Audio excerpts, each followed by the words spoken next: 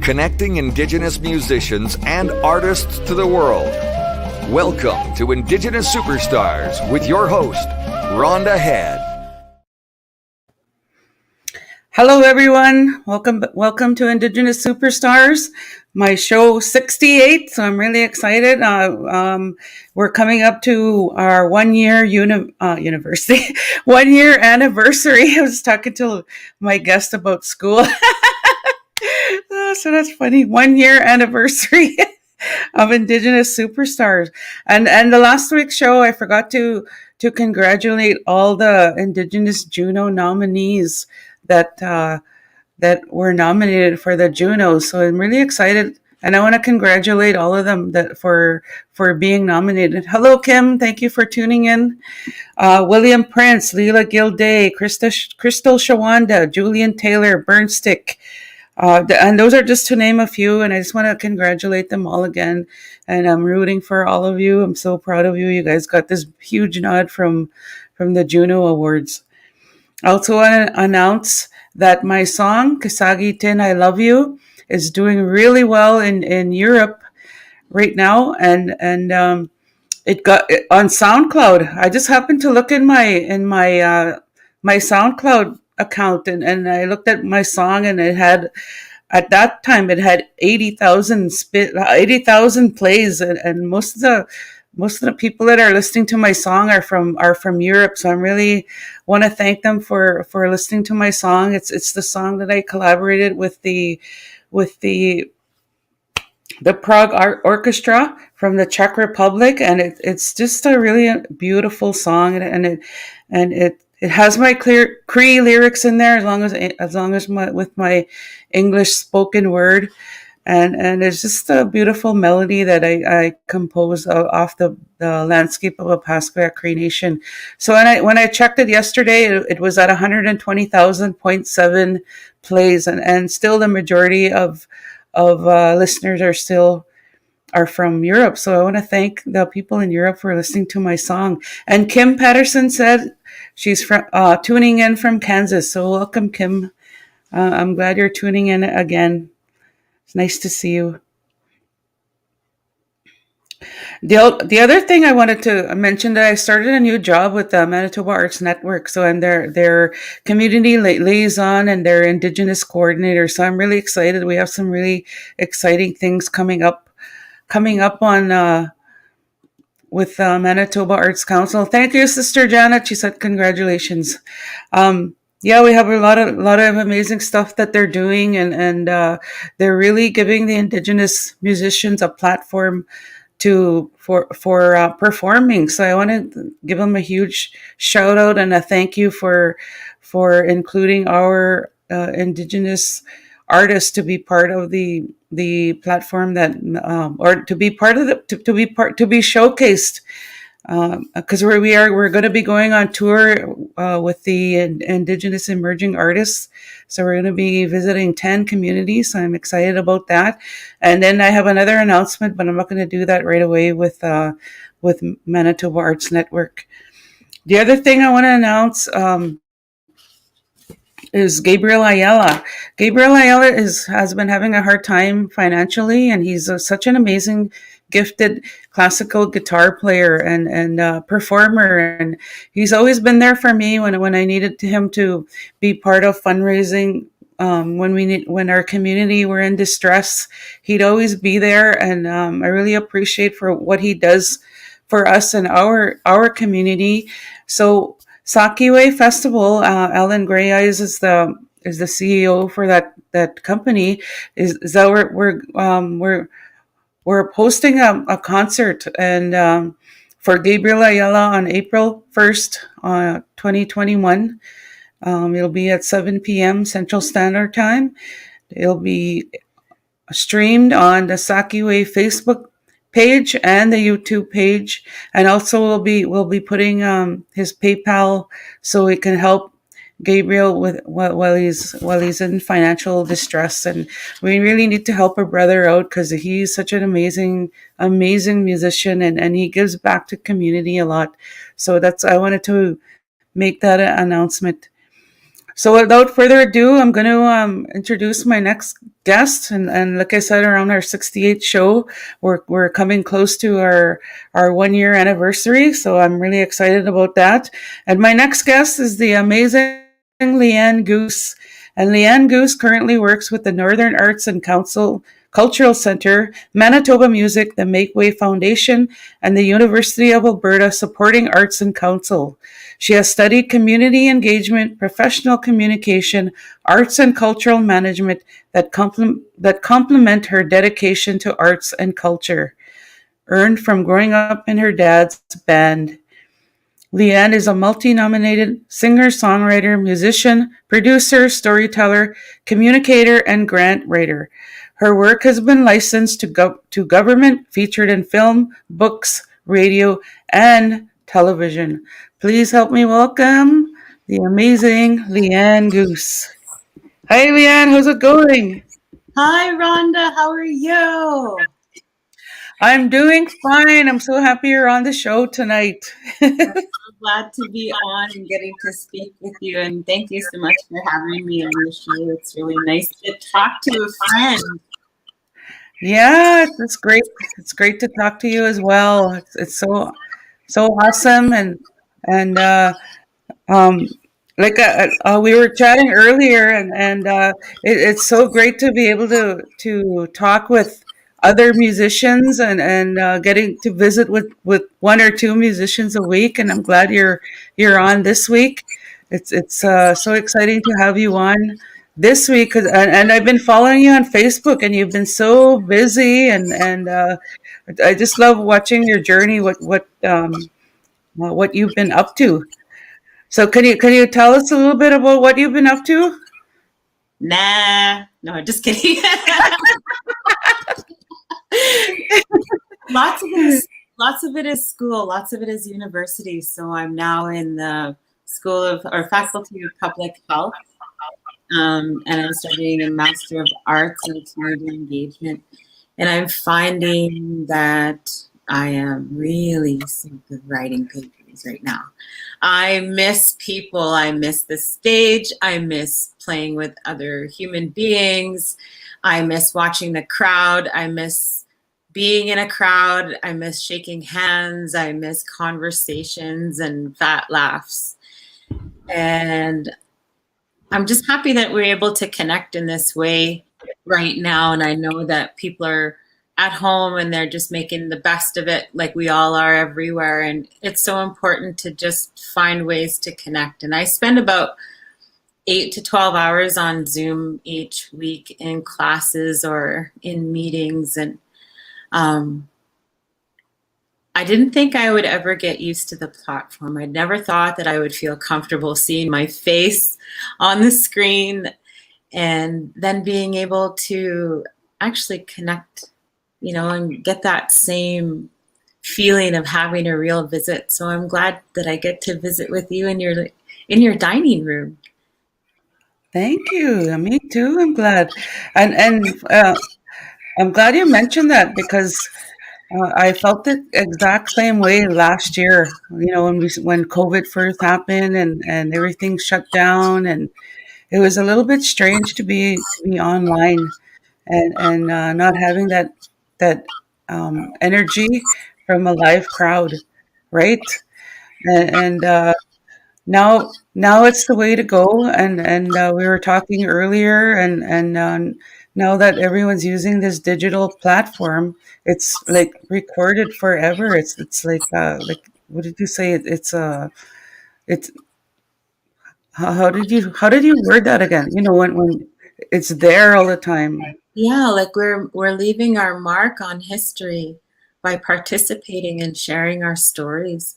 And because there was such limited information on Indigenous people, on those change makers back in the day who led the path for us, I think it's more important now than ever to save as many stories, capture as many stories as we possibly can, because that could be the inspiration for a whole new movement, right? We just never know what kind of gifts are going to come out of these conversations. That's so true. So we were also talking that you're in school right now. Can you tell us about what you've been studying? Yeah, so in 2015, I was working with a group of people that were working on a documentary. And in this experience working on this documentary, after everything was said and done, I was kind of like, had a sour taste in my mouth. And I'm like, something's not quite right here. And I think it was because, I love my friends. I love my musician friends. They're my family. That's my relatives. And I kind of felt like, I didn't know enough at the time to be able to say what I'd like to say now. And I'll save that for another conversation because Auntie doesn't need to get deadly right this moment here. But I was thinking, okay, well, what am I going to do to create change? Well, I need to learn more things. I know enough right now to get by in the world of music and art and culture. And at that time, I had released my third album and I was just coming off of that cycle. And I was like, okay, now I need to change. Now I need to go to school. So I thought I'd take a 9-month certificate program in arts and cultural management. And that turned into a diploma. And then I transitioned into the communications program and graduated from that program. And I'm like, well, I don't think I'm quite done yet. And then the pandemic hit and I had just graduated. And I was like, oh my gosh, I don't know what I'm going to do. We can't play music. All my sources of revenue are not going to happen. So I need to go to school. So I enrolled in this master's program and studying community engagement. And it's really challenging. I wasn't built to be an academic. And, changing that mindset to, I studied all my life. I studied on stage. I studied the culture of our people when I was out on the land and spending time with our elders. And, I learned what it's like to grow up in the west end of Inuvik, and I could fend for myself. Well, how are all of these skills going to transfer into this world here where I have to go and I'm hunting for knowledge. I'm gathering things, tools so that I learn to take care of myself and take care of my people and be a part of community. And that's where the challenges lies, translating all of that academic speak and making it real to me. And I think I drive my professors insane because I ask questions, I poke the bear. And if I'm going to be a jerk, I might as well be a jerk in school where I pay them to teach me and they are paid to deal with me, safe space. That's right? Awesome. I love that. And see what limits you can push. Because once I leave school, my learning will always be continuous. But I am more accountable. I'm accountable now and I'm accountable every day. And I often poke the bear just to see what's going to happen and to change up or shake up the same old. But I think it's really important for us to really ask those questions, the ones that we were always dying to know. And sometimes it's uncomfortable, but that uncomfortableness is where the most learning happens. And it's something that, in our trauma experiences, many of us have gone through many different types of social, cultural, economic strife that has tried to hold us down. And we've always come up with these creative ways of thinking our way through it, right? With our humor, with the way that we come together and sometimes silence and just get things done. That's community. And what you were saying before about, people pitching in, people helping out one another, that's our systems, that's our ways. So how do I translate that into doing community engagement in a way that reflects my community? And I've always tried to be the northern host, even in the southern areas. And you remember back in the day after the award show in Winnipeg, I would host an after party where we'd have, 50 artists come together and just share an evening of music and celebration and being amongst one another and having that time to catch up and connect, jam and play with one another with no pressure. And that's what I love about our community is somehow, some way we just make it happen, and I think that we're moving into a time where it's so important for us to record our stories and tell our stories and tell other people. Yes, that's so true. So what about you? You were Oh my goodness, I've been so busy. tell me about it. Tell me about this. You just finished the Cody Institute training for you finished the Women in Leadership training. Or women leadership, yeah, and it's pretty well, pretty well what you just talked about in a nutshell.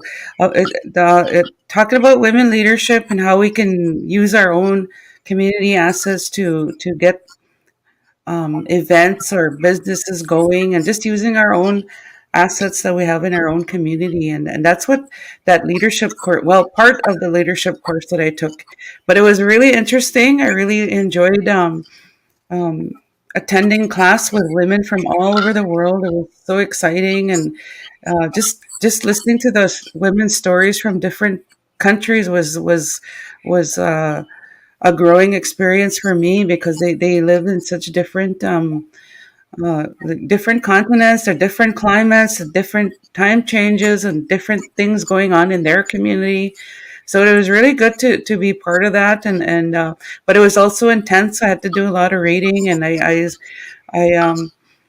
designated Sunday my study day, and my to do my paperwork, because I had other projects going on. I'm just like really busy ever since COVID happened. I just immersed myself into work, and I've gotten more busier than I was before COVID. And because I did that, a lot of things happened. Like this show happened, and I took 3 different courses, and I'm going to be engaging in another big project that I'm going to be announcing probably next week. So I've just been really busy, and I'm getting ready to release a new song, and it's just been for me, this time is a blessing for me to be creative, and to learn. So that's what I've been up to. So this episode is about you, not me. So I'm gonna get back to you. I'm really bad. And I I just want want to to know. mention some of the comments that some of the viewers have been saying is Leanne Goose is such a gift, and Constance Constance Cravings. That's Connie Moracity said hi, Leanne and Rhonda, and you. I haven't in so long. And another viewer said, my spirit is just soaring with this content. Love your guest today, Rhonda. Leanne is such a joy listening to your words. Thank you for these vibes. So there's some good comments coming in. So with that, I want to show a video of you when you were performing at the Aboriginal Day Live. So I'm going to put that up. Perform.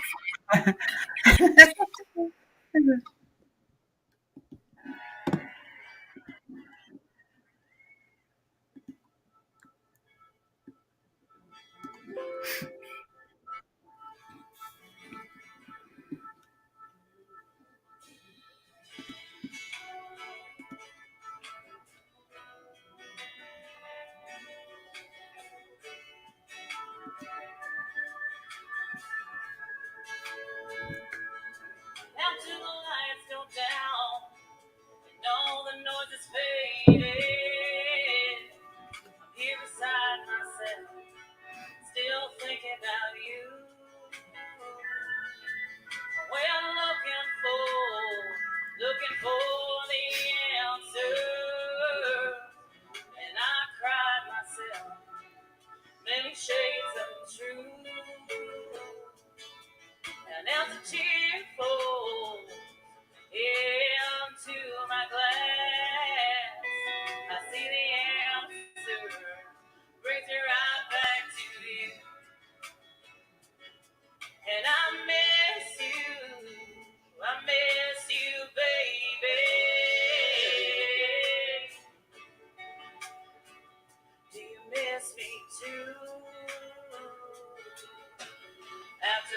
lights go down, baby, after the lights go down, you know I miss you. You know I miss you. You know I miss you. Miss you. After the lights go down, baby, after the lights go down, you know I miss you. You know I miss you. You know I miss you. Miss you, miss you.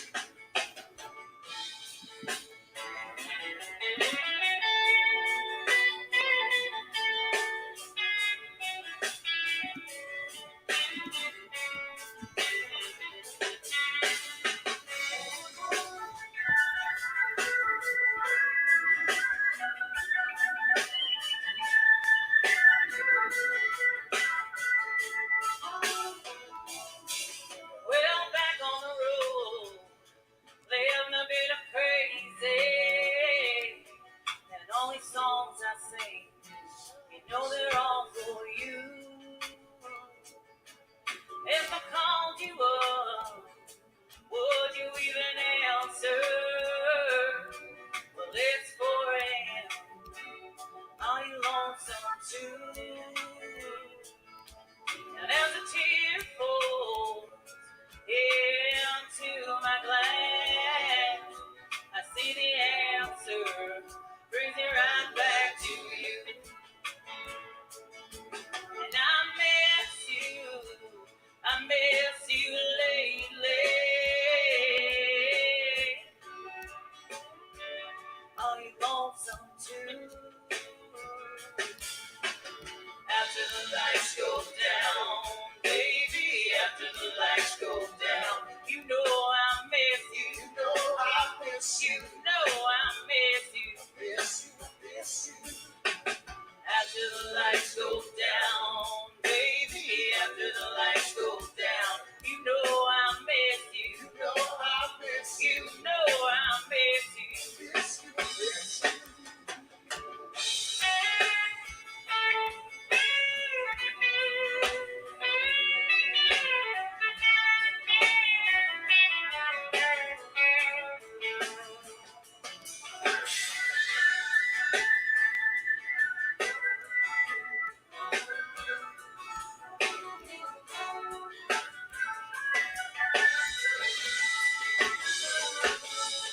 Well, after the lights, yeah, after the lights, you know I miss you. You know I miss you. You know I miss you.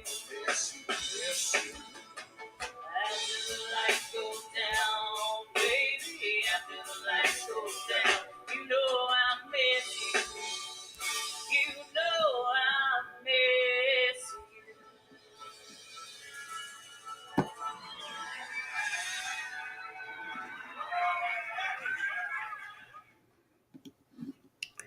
That was awesome. That was so good. I love your dress and your makeup, and uh,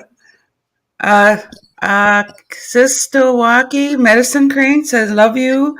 You're both so inspiring." And a Facebook user said, "Stunning song and really nice performance." That was a great song. I love that. Thank you. What year was that in?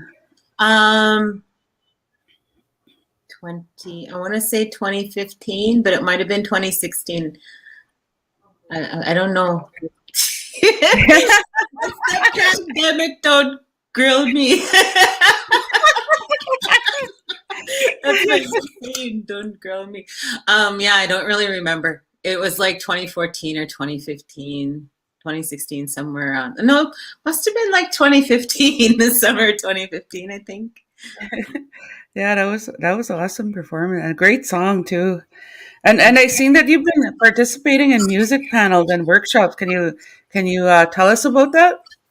Yeah, I can tell you a little bit about that. So I've been really fortunate to keep connections with Manitoba music, and so I got to work with a couple of artists this year who were working on grants. And so we went through the Manitoba Film and Music Fund and talked about preparations for grant proposals and thinking about the writing and also this what stage, that they're on, because, music or projects all have different stages, and they all typically don't all get funded in one great big lump. You know, some people will start off with the development.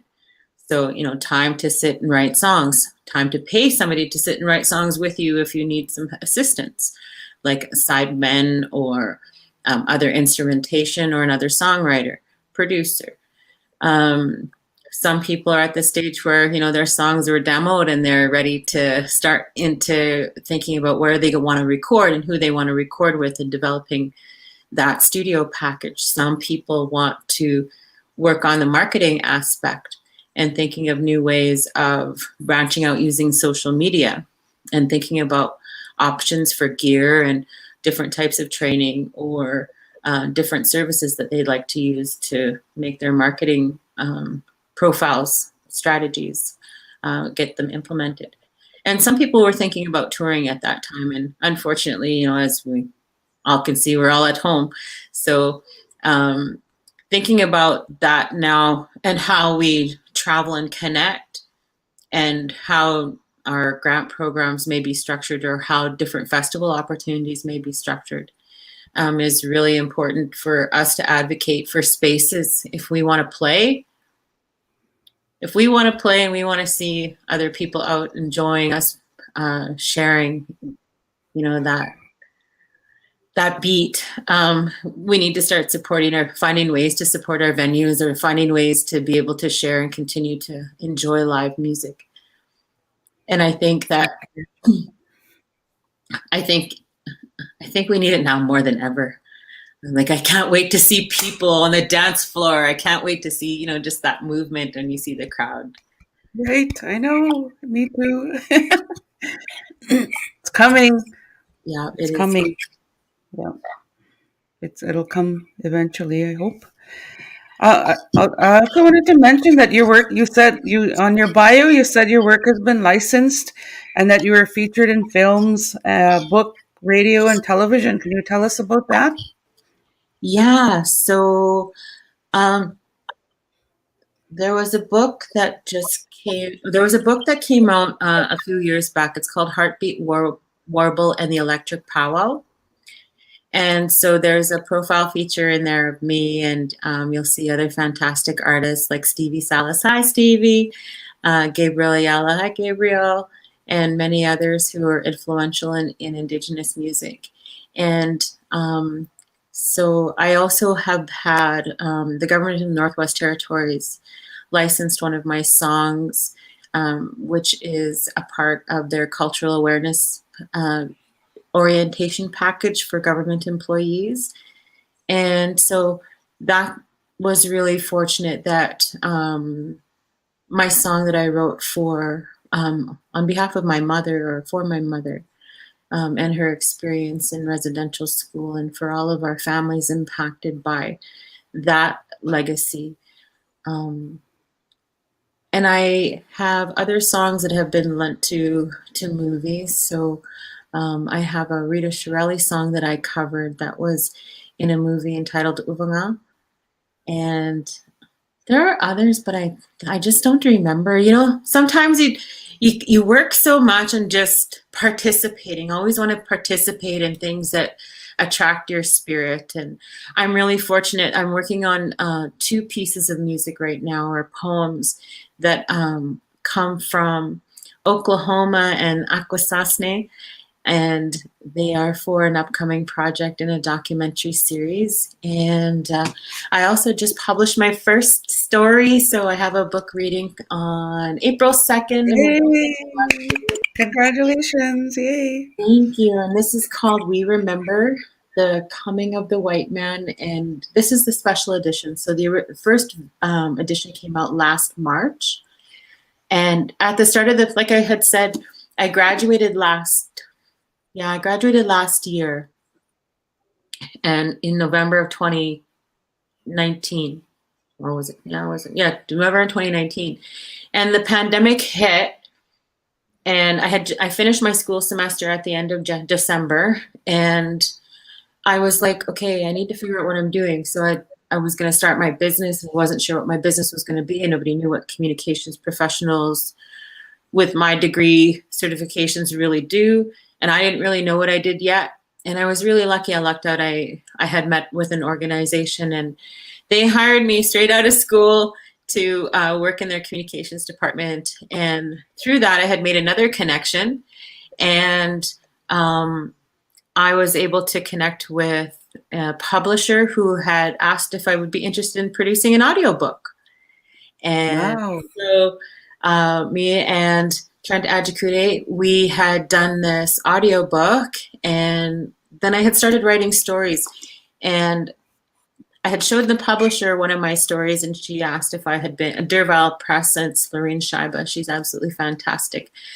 She had read my story, and she's like, would you be interested in doing a book and maybe spending more time and writing more stories, and for perhaps young readers, and then if you have other things on other topics. And so we've been discussing how that relationship will work in the coming weeks and months and years. So I'm looking forward to working with Derval. And then That's with awesome. with the Make Way Foundation in the University of Alberta, I'm also a student, but I'm also a research assistant in the Faculty of Communications. And I work with the Communication Technology program. And Professor Rob McMahon is my mentor, and he has developed a program called Digital NWT, which focuses on digital literacy and curriculum development for the Northwest Territories, guided and directed by the people. And so I have been working with that project for the last little bit, and thinking about developing a podcast series, other types of multimedia and storytelling and story collecting, so that we can share more of our people's stories, and try to think of different ways to think about what we do at home. There's so many different stories and so many different aspects and ways of looking at things. And I always appreciated, I grew up in a bar. I grew up in the Mad Trapper in Inuvik, and you get to meet all kinds of people. You get to have all kinds of different kinds of conversations. And I think, that richness of just being able to sit down and have a conversation and talk with somebody is so important to not only our own well-being, but to that of our community and building each other up. And so that's some of the stuff that I do, like in my part-time. And I'm also recording. I'm also recording again. Yay! I can't wait to hear your music. I don't know. And that's the thing, like I have really, really bad anxiety. It's been really crippling. In the last 4 years, you haven't seen or heard much of me. If I go live, I often delete them right away after I've posted them. The anxiety was really, really bad. And it was one of the reasons why I chose to switch from playing music to going into school, because I had to try find ways to figure out, like, what is this? Why do I have this issue? And what is this problem? And how do I figure it out so I don't have to live through this anymore? But, we all also have like lives to live. And in my life, I've had some really difficult things to go through. And I thought, well, now is the time to face this anxiety. And I took a class last semester, and it was arts-based methodologies and Indigenous arts-based methodologies. And in that class, I was able to explore and make some connections between, how I feel and when I feel, and what kind of art and what kind of contributions to community that I'm ready to make. Some of the things that I will be transitioning is I no longer want to deal with social media. I'm going to let my friend do it, because I'm like, it takes away from that spirit of really wanting to connect one-on-one with people in real time and space and making that memory. And I just find that there's so much lateral violence and lateral oppression that we have to deal with. And, we're also teaching the world about who we are as different Indigenous groups across the world. And it's our chance to make and tell our stories in an authentic way without so many different distractions. And so I'm going to give that piece away to someone else really soon and just focus on the creating and the learning and lots of unlearning too, right? I went to school at 40, and so there's lots of unlearning, and that's a huge challenge, right? Is letting go of dated ideas, letting go of the, Reprogramming. yeah, letting go of some of the shitty things you pick up. You just, Yeah, that's right. Yeah. Need to yeah. reprogram. And, recognizing when we have faults or things that we didn't really notice before that we did in our behavior that are, not so good for the community, not so good for the ways that we connect with one another. And I want to try to be a professional visitor. That's my new goal. And I want to see more festivals. I want to make festivals. I want to talk to other people, and I just want to see people play and enjoy and create things. Exciting. Well, I can't wait to see what your plan or your future plans are going to be. They sound really exciting, and I want to just let you know that I'm really proud of you that you went back to school and you've got all this education behind you. Like I didn't even realize you were going to university. I knew you went to Lethbridge and took the artist management. I No, believe that's I ended up yeah. not going there. I didn't go there. I was like, that's really south, and I heard it's real windy there. Right, weather makes a difference, right? It does. But I just want to tell you, I'm really proud of you going back to school at a later age, because my mother went back to school at a later age too, and she got her master's degree when she was 62. So she was my role model, and it doesn't matter how old you are, just keep learning, go back to school. It doesn't really matter how old you are or how young you are. Just go and learn and just keep learning and question everything, right, Leanne? True. It's so true. I feel like I'm so thankful that I got to go to school. I'm so thankful that I have the opportunity to do this in a way that allows me to look at myself and decide what I want to do and to change my circumstances. Because that was the other thing. I was like, there's so many things that try to hold Indigenous people down. There's so many things that were trying to hold me down as a Northern woman, coming from all these different, having all these barriers and, the pack sack that was always heavy, full of stuff, right, that you carry around. And I was like, how am I going to change these circumstances? How am I going to make this not only better for me and my family, but, for my contribution to community? And I don't feel that, had I stayed in that path, I would feel as empowered now with choices. I didn't have a lot of choices before. Now I have choices, and that's really powerful feeling. And so, in working through that and the anxiety stuff, it's like, well, now I have choices. I'm not stuck to do that because I have to get by.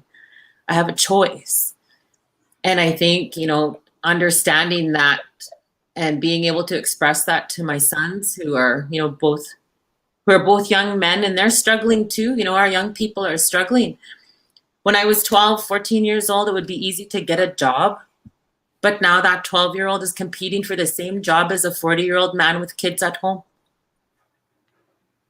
The opportunity to be able to leave home and get your own place when you're 18, 19, 20, when we were younger, that was a thing. You could do that. You can't do that now. And, they put more barriers for our young people to try to succeed. And we're stuck with substance abuse. We're stuck with, young parents, and we're stuck with the judicial system. We're stuck with all these different things. And what's the difference? How many choices are given to our community members? How many choices and hands up are given? What are our guiding pathways, and where's that system of deadly aunties? Because I know a few deadly aunties who kicked me in the butt when I needed it and changed my life. And, I'm so thankful for the sisterhood. I'm so thankful for those relationships. I'm so thankful for family. I'm so thankful for music. Music saved my life, and it continues to save my life. And, I have what I have because of these friendships in music. all that time that they spent, pulling me off to the side and say, hey, this is kind of how it works. Or, maybe you want to try this. Or, you were wrong. And I think those are the most valuable lessons. And I'll say that Manitoba has given that to me 100 times over, with the wealth of friendships and, incredible musical learning that I had there. And I'm coming back. I just don't know when. Yay. Yay. Well, we'll have to visit for sure when you come back. Yeah. And I just want to thank you for sharing your knowledge with us. Did I go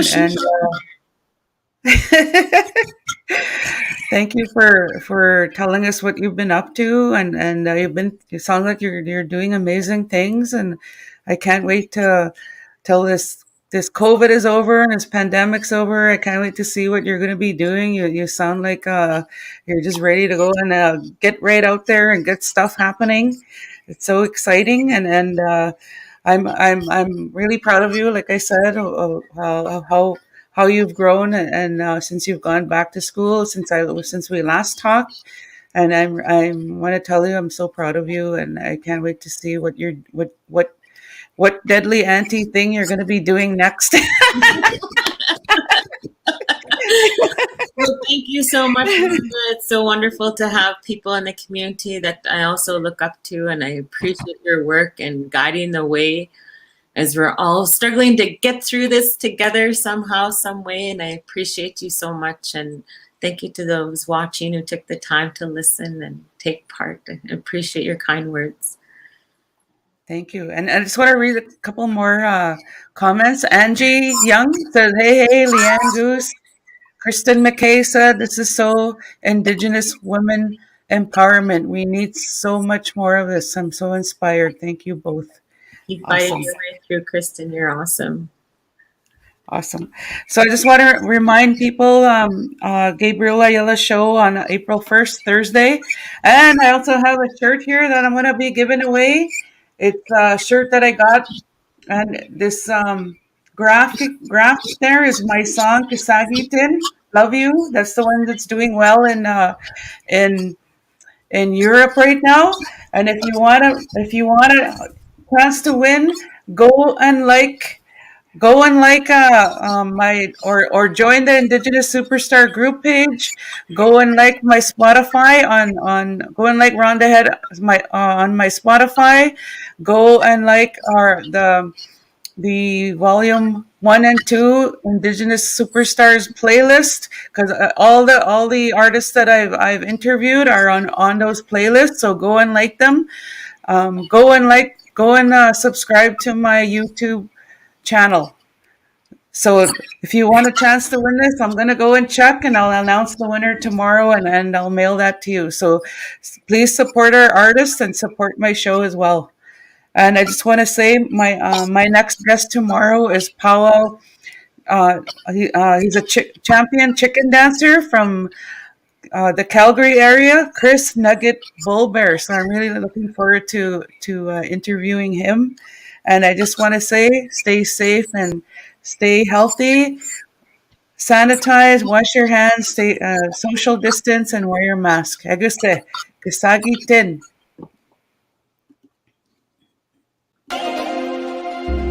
Tune in again next time when Rhonda interviews another up-and-coming Indigenous superstar. Only on Indigenous Superstar.